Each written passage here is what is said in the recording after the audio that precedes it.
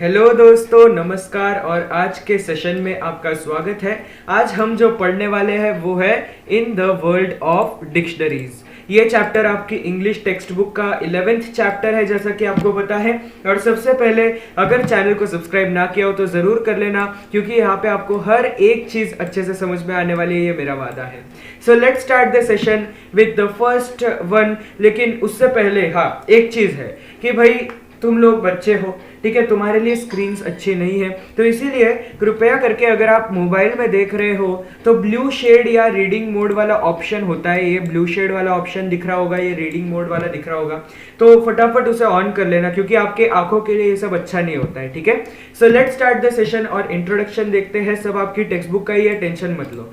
Now we often come across words that are unfamiliar to us when we read books, newspapers और magazines. तो जब हम books पढ़ते हैं, किताबें पढ़ते हैं, न्यूज़पेपर पढ़ते हैं, मैगजीन पढ़ते हैं, तब कभी कभी ऐसा होता है कि कुछ ऐसे शब्द हमें दिख जाते हैं which are unfamiliar to us. हमारे लिए ये नए शब्द होते हैं, ये हम इनसे फैमिलियर नहीं होते, परिचित नहीं होते हैं, ठीक है। We also hear new words and phrases when we watch TV programmes. जब हम टीवी देखते हैं तब भी कभी कभी कुछ नए शब्द, नए फ्रेजेस, फ्रेजेस का मतलब है सेंटेंस में इस्तेमाल करने जाने वाला एक हिस्सा, या फिर कह सकते हैं सेंटेंस का पार्ट, उसे हम फ्रेज कहते हैं। तो ऐसी कुछ चीजें भी हमें देखने को मिल जाती है।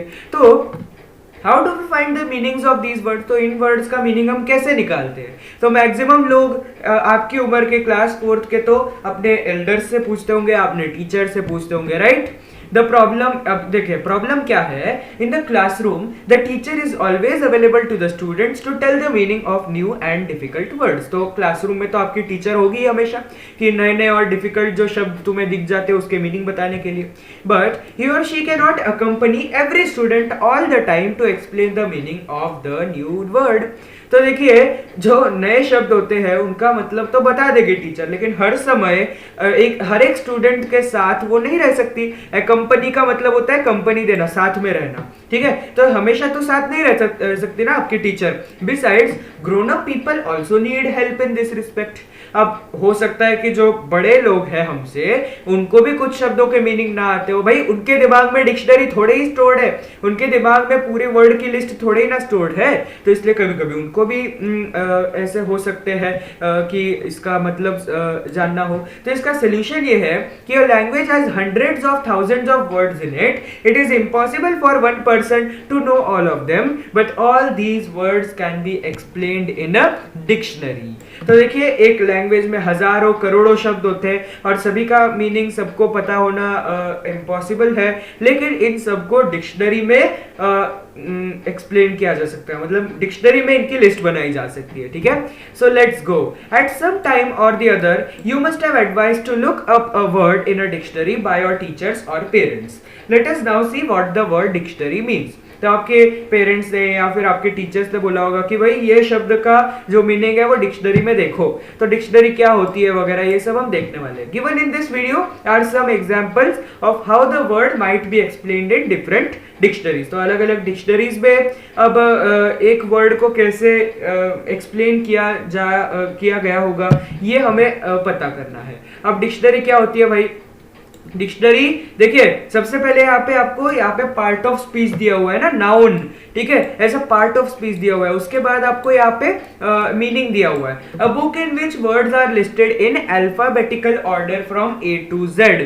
तो ये ऐसी बुक होती है जिसके अंदर A to Z ऐसे फॉर्म में, मतलब अल्फाबेटिकल ऑर्डर में वर्ड्स को लिस्ट किया जाता है। मतलब कोई भी शब्द कहीं भी नहीं होगा, पहले सारे A से शुरू होने वाले शब्द, फिर B से शुरू होने वाले शब्द, फिर C से शुरू होने वाले शब्द, वैसे कर करके Z तक पहुंचते हैं। And you look up a word in a dictionary to find out what it means and how to spell it. तो अगर तुम्हें किसी वर्ड का स्पेलिंग नहीं पता या मीनिंग नहीं पता है तो तुम डिक्शनरी में ढूंढोगे, ठीक है। समझ में आ गई बात? अब डिक्शनरी इन अ डिक्शनरी, एक और डिक्शनरी लेते हैं, उसके अंदर डिक्शनरी ये शब्द खोजते हैं। तो हमें यहाँ पे दिख रहा है, देखिए ये एक अजीब सी चीज लिखी हुई है। ये क्या है? ये है प्रोनाउंसिएशन। ये कुछ स्पेशल सिंबल्स होते हैं और ये स्पेशल सिंबल्स आपको बड़े होकर समझ में आएंगे कि क्या है, लेकिन ये डिक्शनरी ये शब्द को प्रोनाउंस कैसे करते हैं ये बताते हैं, ठीक है। फिर उसके बाद यहाँ पे लिखा हुआ है प्लूरल नाउन, सिंगुलर है या प्लूरल है वो बताया गया है, ठीक है। यहाँ पे प्लूरल के लिए डिक्शनरीज बताया गया है। तो ये सिंगुलर है डिक्शनरी, प्लूरल है डिक्शनरीज, ठीक है। फिर उसके बाद यहाँ पे फर्स्ट मीनिंग और सेकंड मीनिंग, ऐसे दो दो मीनिंग दिए हुए हैं। हो सकता है कि कोई ऐसा वर्ड हो जो दो अलग सिचुएशन में उसके दो अलग मीनिंग बने, या फिर थोड़ा सा उसका मीनिंग चेंज भी हो जाता हो। जैसे यहाँ पे देखिए फर्स्ट मीनिंग दिया हुआ है, a book that gives a list of words in alphabetical order and explains there meanings in the same language और अनदर लैंग्वेज। अच्छा, ये भी हो सकता है कि कोई और लैंग्वेज में एक्सप्लेन किया गया हो, जैसे डिक्शनरी एक इंग्लिश शब्द हो सकता है मराठी में एक्सप्लेन किया गया हो सकता है हिंदी में एक्सप्लेन किया गया हो, और दूसरा मीनिंग है a book that explains words used in a subject. तो ऐसे आपको दो मीनिंग्स दिए हुए हैं यहाँ पे। Did you understand? इतना आसान है ये। ओके, चलिए आगे बढ़ते हैं।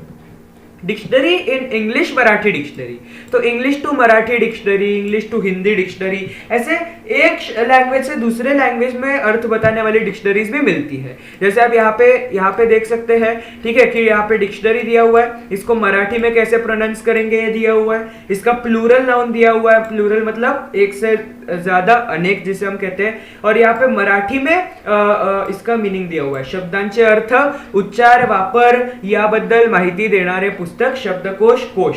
तो देखिए शब्दांचे अर्थ, अर्थ मतलब मीनिंग, उच्चार मतलब प्रोनाउंसिएशन, वापर मतलब यूजेज, ठीक है, याबद्दल माहिती देणारे पुस्तक, शब्दकोश कहते हैं इसको मराठी में, या फिर कोश भी कह सकते हैं। ठीक है, समझ में आ गई बात। Now characteristics of a dictionary, तो डिक्शनरी के कुछ कैरेक्टरिस्टिक्स दिए हुए, उसके बारे में कुछ बातें बताई गई है इंपॉर्टेंट, तो इसे देख लेते हैं। Words in a dictionary are usually arranged in alphabetical order, तो मैक्सिमम डिक्शनरीज में अल्फाबेटिकल ऑर्डर में रहता है। पहले ए वाले शब्द, ए से शुरू होने वाले शब्द, फिर बी से शुरू होने वाले शब्द, ऐसे। सेकंड है a dictionary tells us what a word means, तो मीनिंग बताए गए तो सिंपल है। थर्ड है a dictionary shows us how a word is spelled, तो स्पेलिंग भी बताएगा। फोर्थ है a dictionary tells us how a word is pronounced, तो एक डिक्शनरी हमें ये भी बताती है कि वर्ड का प्रोनाउंसिएशन कैसे किया जाता है, उसको बोला कैसे जाता है, उसका उच्चार कैसे होता है। ठीक है, तो आप यहाँ पे देख सकते हैं टू कमेंस ये शब्द है, ठीक है, तो इसके बारे में स्पेलिंग दी हुई है, यहाँ पे स्पेलिंग तो दी हुई है, उसी के साथ साथ उसका प्रोनाउंसिएशन अब इसके अंदर तो नहीं दिया है, लेकिन यहाँ पे आप देख सकते हैं फेवरिश ये वर्ड है, ठीक है, और इसके साथ में उसका प्रोनाउंसिएशन दिया हुआ है, करेक्ट, उसका मीनिंग दिया हुआ है, उसके दो दो मीनिंग दिए हुए हैं, देखो फर्स्ट और सेकंड, अलग अलग सिचुएशन के वर्ड के मीनिंग चेंज हो सकते हैं। ठीक है, ऐसे भी दिया हुआ है। और भी देखिए A dictionary shows the different forms of the same word. For example, rose, roses, go, going, went, gone, etc.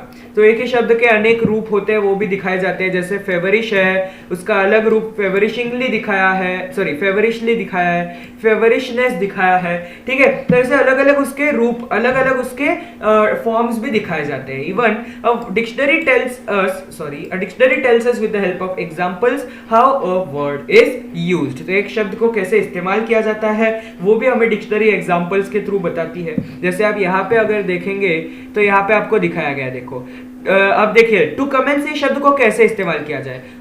Late not learning to comments it's फो, तो मतलब इसका मतलब समझने की कोई जरूरत नहीं है आपको, बस मैं आपको ये दिखाना चाहता हूँ कि डिक्शनरी जो आपको सेंटेंस में भी यूज करके दिखाती है।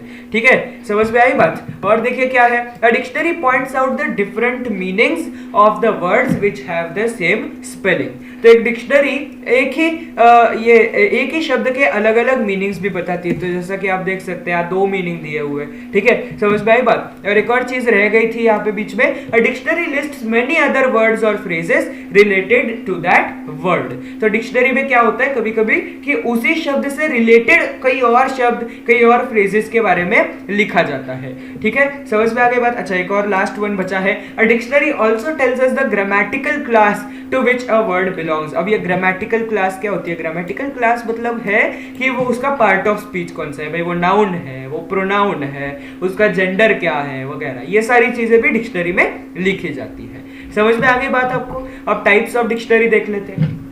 All dictionaries however are not the same, सारी डिक्शनरीज सेम टू सेम नहीं होती। जैसा कि आपने देखा कि ये वाली डिक्शनरी में तो कुछ और ही टाइप का है, ठीक है, इसके अंदर सेंटेंस ही नहीं दिया हुआ, इसके अंदर सेंटेंस तो दिया है लेकिन इसके अंदर डिफरेंट फॉर्म्स ऑफ वर्ड नहीं दिए, ठीक है। तो ऐसे अलग अलग चीजें आपको देखने को मिल जाएंगी अलग अलग डिक्शनरीज पे।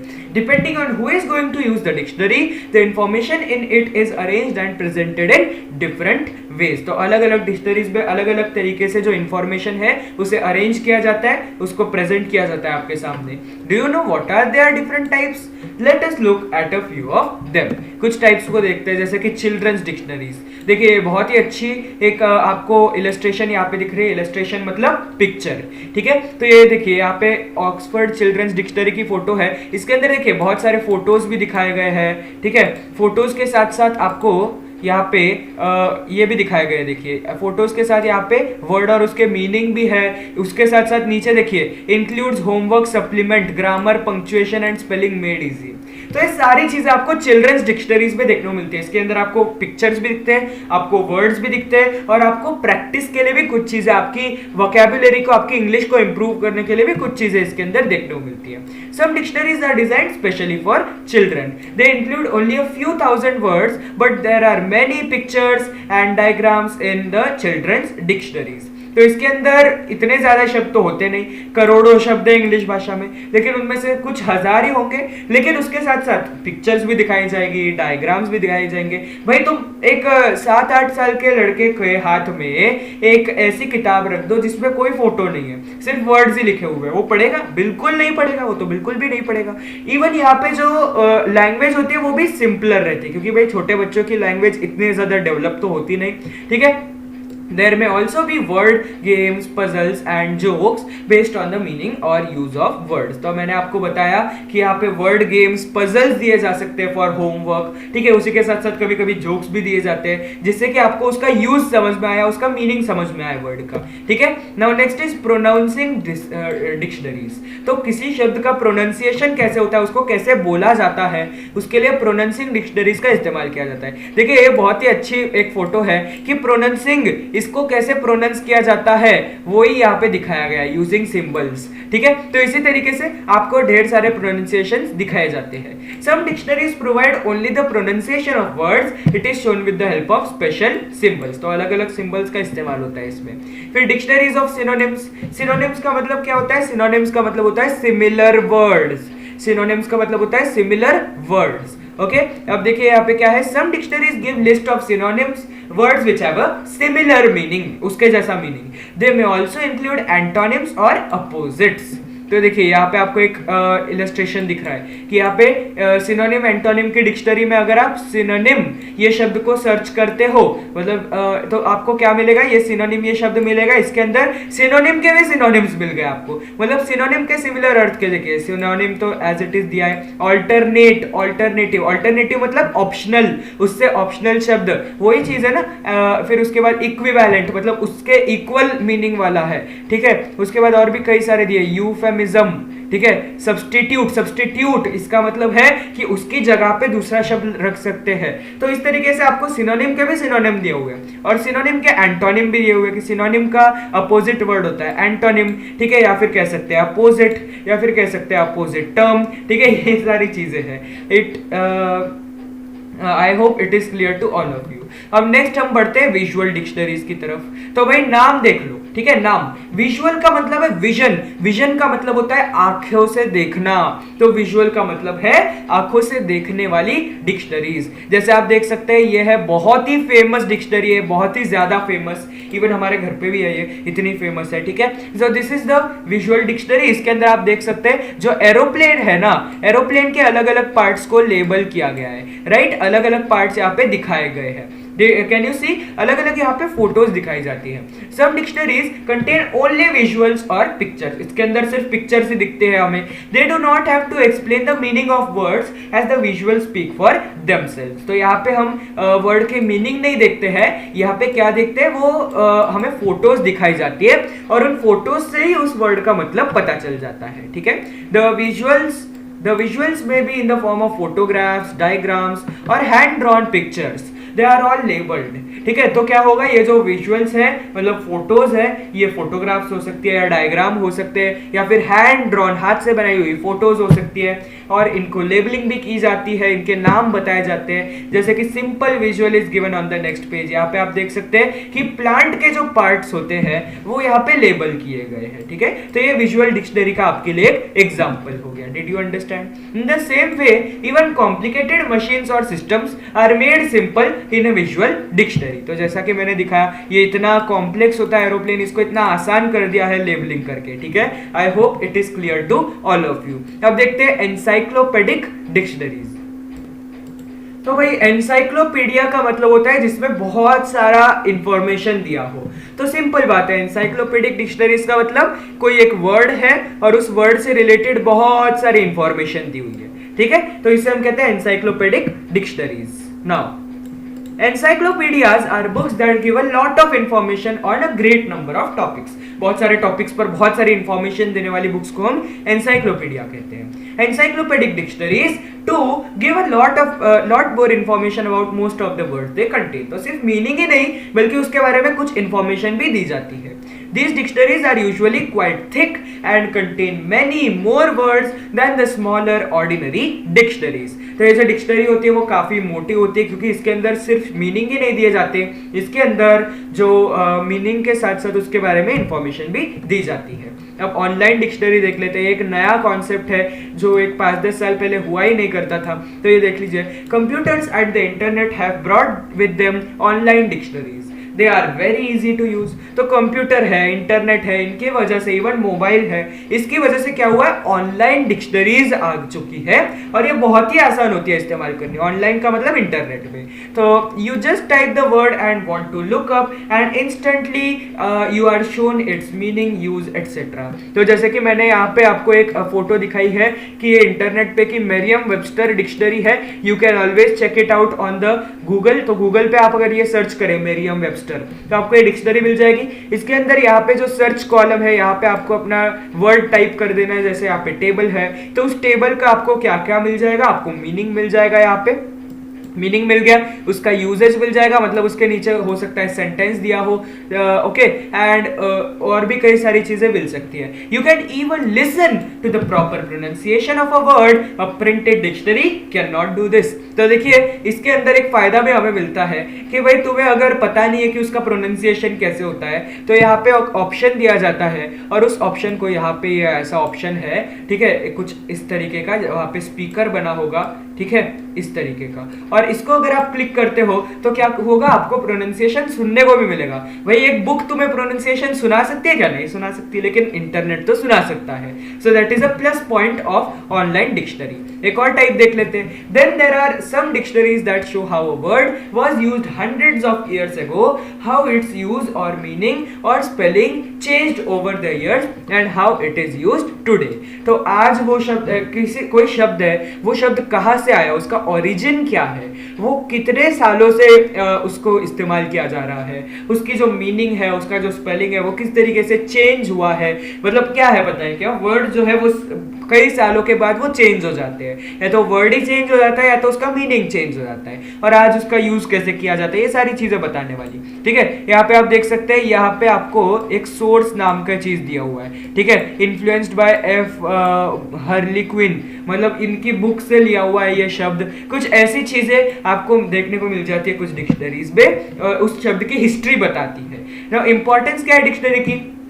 Dictionary is a must for a student. एक स्टूडेंट के लिए बहुत ही ज्यादा जरूरी होती है। You can begin with simple attractive dictionaries and then learn to use the more difficult ones later. So the next time you come across a difficult word, don't fret, just look it up in a dictionary. तो शुरुआत में आप लोग अभी छोटे हो तो आप एक सिंपल सी, एक थोड़ी सी अच्छी दिखने वाली, एक थोड़ी फोटोज वगैरह वाली डिक्शनरी का इस्तेमाल कर सकते हो। उसके बाद थोड़ी सी डिफिकल्ट वाली ले लेना जिसके अंदर वर्ड्स और मीनिंग्स दिए हुए रहते हैं। तो इसीलिए नेक्स्ट टाइम अगर तुम्हें एक डिफिकल्ट वर्ड मिल जाए तो डोंट फ्रेट, मतलब घबराओ मत, और टेंशन मत लो, फटाफट एक डिक्शनरी उठाओ और उसके अंदर से उस वर्ड का मीनिंग ढूंढो।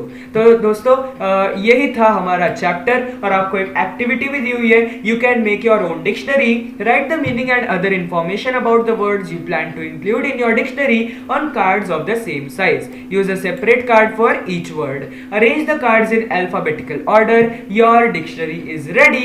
Moreover, you can add new words to this dictionary whenever you like. तो इसके अंदर हमें क्या दिया गया है कि ऐसे कार्ड्स काटो, ठीक है, ये 4 कार्ड्स आपको दिख रहे होंगे यहाँ पे, ठीक है, ऐसे कार्ड्स काटो, इसके अंदर तुम वर्ड लिखो, यहाँ पे उसका मीनिंग लिखो, ठीक है, और ऊपर तुम चाहे तो एक फोटो भी बना सकते हो, क्योंकि तुम लोग छोटे हो तो तुम एक फोटो भी बना सकते हो अपनी डिक्शनरी में, ठीक है, और ऐसे कई सारे कार्ड्स एक साथ लगाकर तुम डिक्शनरी बना सकते हो। एक कार्ड पे एक ही शब्द लिखना, क्योंकि ये थोड़ी सी अट्रैक्टिव दिखनी चाहिए ना यार, बोरिंग नहीं दिखनी चाहिए, इसीलिए। और तुम्हें और वर्ड्स ऐड करने, और कार्ड बनाओ, और कार्ड के ऊपर लिखो, उस पे चिपकाते जाओ उसके पीछे, राइट। तो ये आपकी डिक्शनरी बहुत ही अच्छे से बन जाएगी।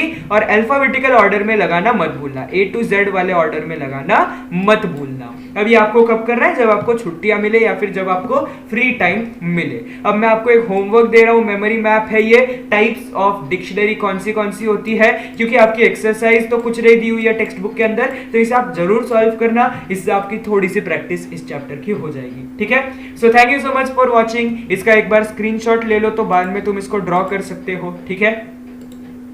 Please take a screenshot. चलिए, so thank you so much for watching. Please put your doubts in the comment section. और अगर आपको अपना होमवर्क सबमिट करना है तो मुझे आप ईमेल कर सकते हैं, यहाँ पे मेरा ईमेल आईडी आप देख सकते हैं, so you can contact me over here. And मेरा एक दूसरा चैनल है the study shack by Sanket Maniyar, do subscribe to it also, क्योंकि वहाँ पे भी मैंने आपके लिए वीडियोस बना के रखे हैं। सो thank you so much for watching. Please like, share and subscribe. फटाफट अपने दोस्तों के साथ जरूर शेयर कर देना, और अभी तक सब्सक्राइब ना किया हो तो कर देना। Thank you so much and bye bye.